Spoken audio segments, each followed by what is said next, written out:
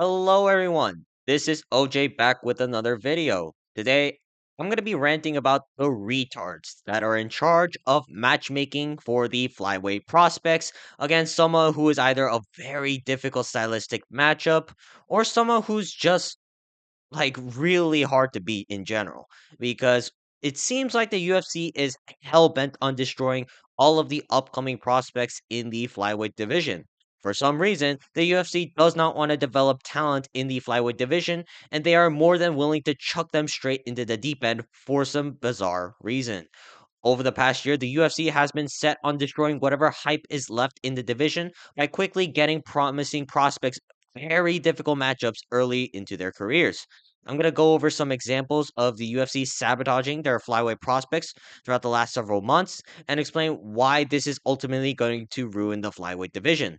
So, without wasting our time, let's jump right into the video. Right off the bat with breaking news. Bruno Silva pulled out of his fight with Joshua Van, and Ray Soria stepped in as a short notice replacement. Listen, I made a video talking about how Ray Soria can potentially become a ranked contender by the end of this year, but now I'm immediately going to have to take that back because he is going to get his ass whooped by Joshua Van. This is one of the worst possible matchups the UFC could have made for Ray Soria, other than Charles Johnson. You are seriously telling me that you can't find anyone to fill in against Joshua Van. Like, I know these two would have fought each other eventually, but I do not want to see this right now. I want to see Surya develop before being chucked into a ranked opponent because while he did beat Carlos Hernandez in his debut, he showed weaknesses against Carlos Hernandez and that better fighters are more capable of exploiting. I love Ray Surya as a prospect, but it's very hard for me to pick him against a guy like Joshua Van, who is coming off a lot of momentum from the Cody Durden fight. And by, I don't want to say a fluke, but a very small chance that Surya submits Van, then what the fuck do we do about Joshua Van? There's a lot of hype surrounding Joshua Van, even after he got knocked out by Charles Johnson last year. Either way, we are losing a promising prospect that the flyweight division can't afford to lose. And sure, Surya can bounce back because he is more fresh into the UFC, but it feels like that's going to take a while considering the fighters who are sitting at the top of the division right now. For some reason, it's just like Ray Surya needs a learning experience, which is why they chucked him into Joshua Van in the first place. We also have Charles Johnson versus Ramazan Tamirov. Why the fuck is the UFC giving another promising prospect to Charles Johnson? We've seen the result of this movie many times over. He knocked out Joshua Van at UFC Colorado. He beat the fuck out of Azat Maxim. He arguably got robbed by Mohammed Makayev. Like, we know this guy gets a kick out of fraud checking prospects, but the UFC for some reason want to send more flyweight prospects to Charles Johnson for some reason. And it's not like Ramazan Tamirov is this experienced vet, despite his record suggesting that he's only had one fight in the UFC against CJ Vergara's bum ass. And now he's immediately being chucked to Charles Johnson. And I get that Charles Johnson has lost a lot of fights, but there is a comically large difference between Johnson fighting guys who are at best 50-50 in the UFC and Johnson fighting the next big unranked prospect. You would think by now the UFC would have learned their lesson, but for some reason, Charles Johnson keeps getting these hyped up prospects in the flyweight division and fraud checking them in embarrassing fashion. Why does the UFC keep ruining flyweight prospects? I cannot give you the answer. And it's not like the UFC is benefiting from fraud checking all of these flyweight prospects because their decision to match these prospects with a lot of incredibly tough challenges actively hinder them from getting anything done. Like, for example, the UFC really want to hold an event in Japan, and they want to see a Japanese guy challenge for the belt, if not hold a UFC title. Tatsuro Taira was the UFC's hope to getting an event in Japan, but for some reason, they gave Taira the worst stylistic matchup possible in Brandon Royval.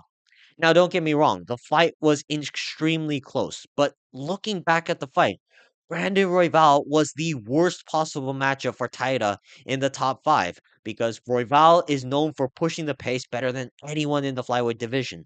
Royval did enough to survive Taira when the fight took place on the ground, and on the feet, Royval pieced him up so badly that I thought Taira was done for at times. They could have given him Brandon Moreno. I know Brandon Moreno could have also beat Taira on the feet, but I don't think he can scramble out of bad positions as fluidly as Royval can. So even Moreno would have been a better option than Royval. They could have given him Amir Albazi, who I am very confident Tatsuro Taira can still beat. They could have given him Kai Kara France, who also I am somewhat confident Tatsuro Taira can beat. But no, the UFC chose to give Tatsuro Taira the one guy who can expose his striking defense, along with superb scrambling ability to where Taira can't do enough to completely control the grappling at all times.